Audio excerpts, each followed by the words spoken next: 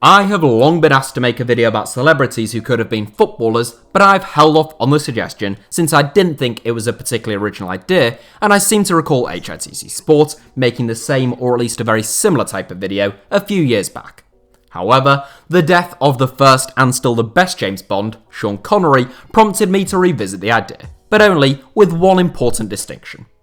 Whenever I see these types of videos or articles normally, it tends to include anyone who had trials at a club or spent any amount of time in a professional football club's academy. Oftentimes, the celebrity wanted to be a footballer but ended up pursuing their current careers precisely because they failed to make it in football, something which is notoriously difficult to do.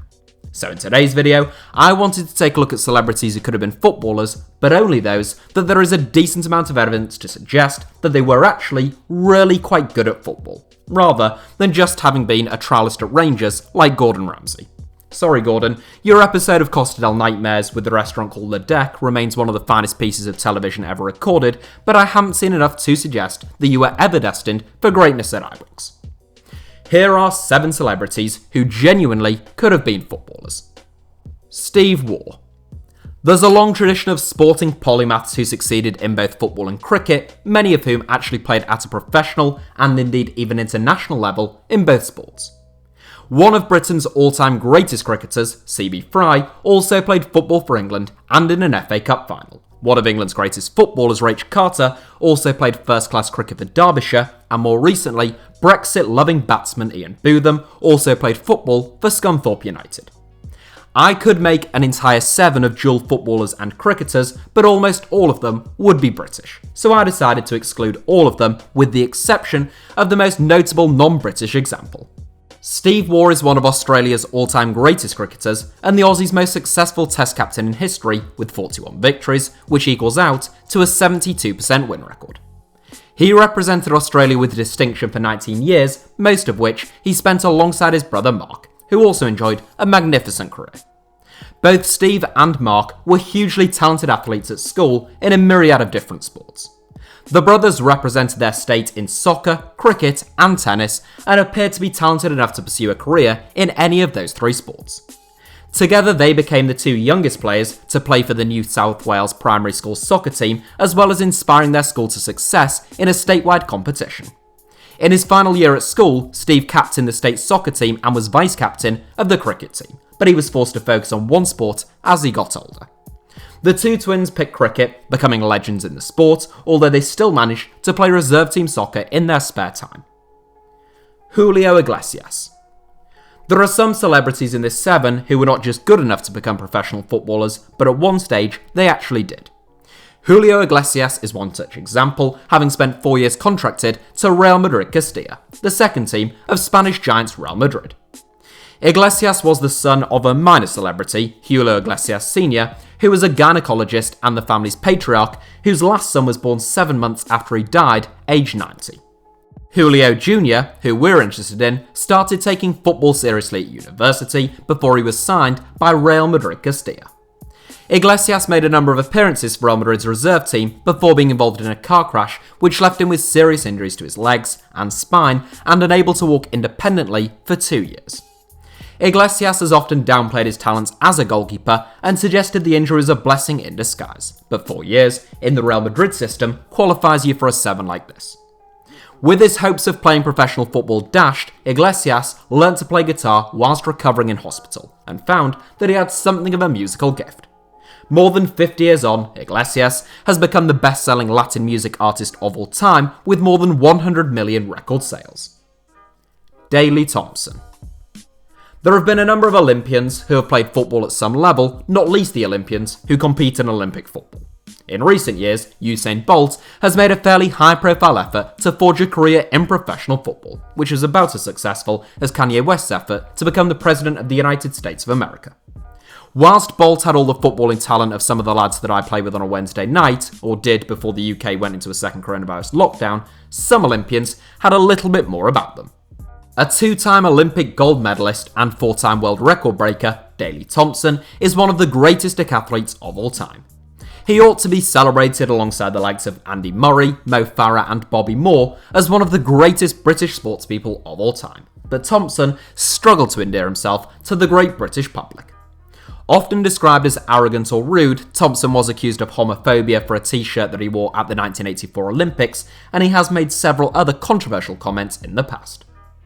Born in Notting Hill, Thompson's father was killed when he was only 11 or 12 years old. A talented athlete, Thompson harboured dreams of making it in professional football, and his dream would come true belatedly.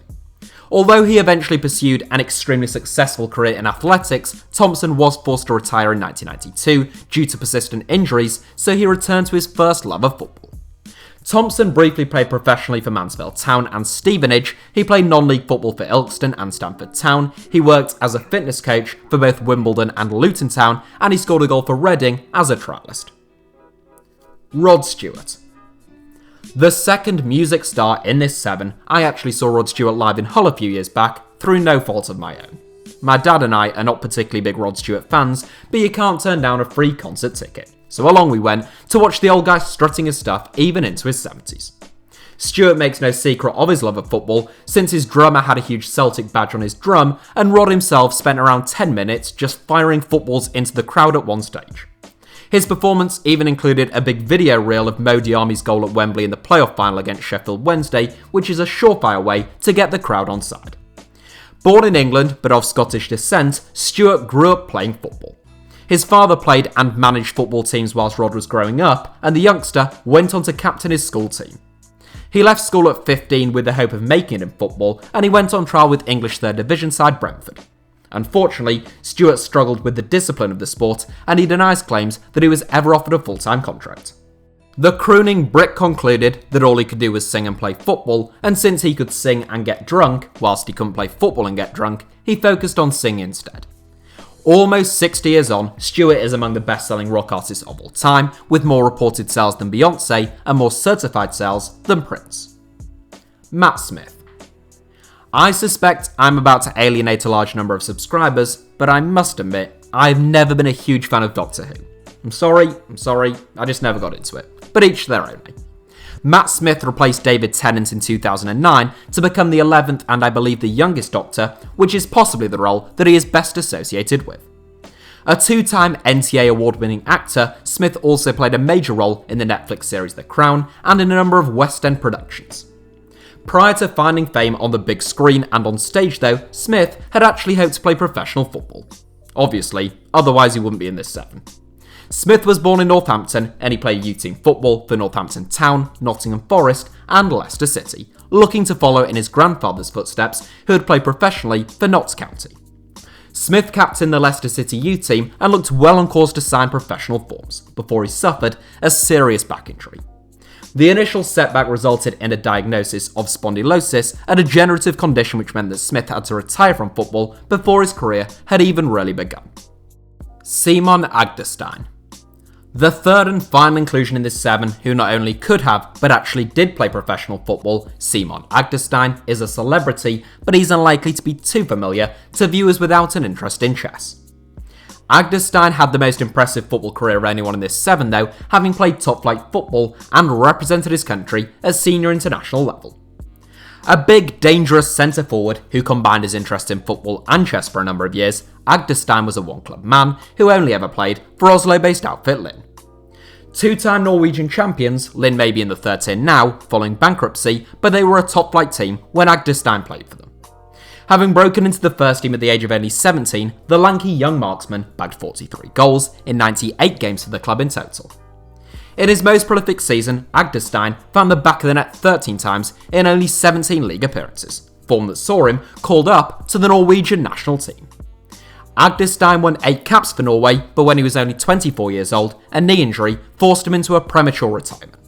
Thankfully, the Norwegian was already a grandmaster in chess, meaning he had a career to fall back on, and he went on to win the Norwegian Chess Championship 7 times. Agderstein later coached Magnus Carlsen, who is already considered by many to be the greatest chess player of all time, despite the fact that he is still only 29 years old. Sean Connery. I said he was the inspiration for this 7, as well as all of your requests, and in top spot, I cannot overlook Sean Connery. In a whirlwind week of news, many mourned the loss of Connery last week, aged 90. The first and still the greatest James Bond, as far as many people are concerned, including myself, Connery portrayed 007 on 6 occasions, and 7 if one counts Never Say Never Again, which I don't. Connery also starred in movies like Murder on the Orient Express, The Hunt for Red October, and Indiana Jones and The Last Crusade, as well as being named by People magazine as the sexiest man of the century. However, Connery's legacy is tainted by accounts of domestic abuse suffered by his former wife, and his long-time defence of hitting women, once claiming that some women want a smack, a statement that he did later retract. In addition to his acting, Connery was also a keen footballer and supporter of Rangers. He played for Bonnyrigg Rose Athletic in Scotland before making it in front of the screen, and was once offered a trial by East Fife. At the age of 23, Connery caught the eye of legendary Manchester United boss Matt Busby, who offered the Scot a £25 a week deal at Old Trafford. Connery turned down the offer, becoming one of only a few men to have turned down a contract at Manchester United over the years. Connery considered football to be a short-term career compared to acting, given that he was already 23, and his decision would prove to be a wise one. So that is it for today's video, but thank you all as ever for tuning in. Hit the like button if you enjoyed the video, let me know your thoughts down below in the comments, and make sure that you are subscribed and have notifications turned on for the greatest channel on all of YouTube ever, which is obviously HITC Sevens. And you can also follow me on Twitter or Instagram, where the username is just at HITC Sevens.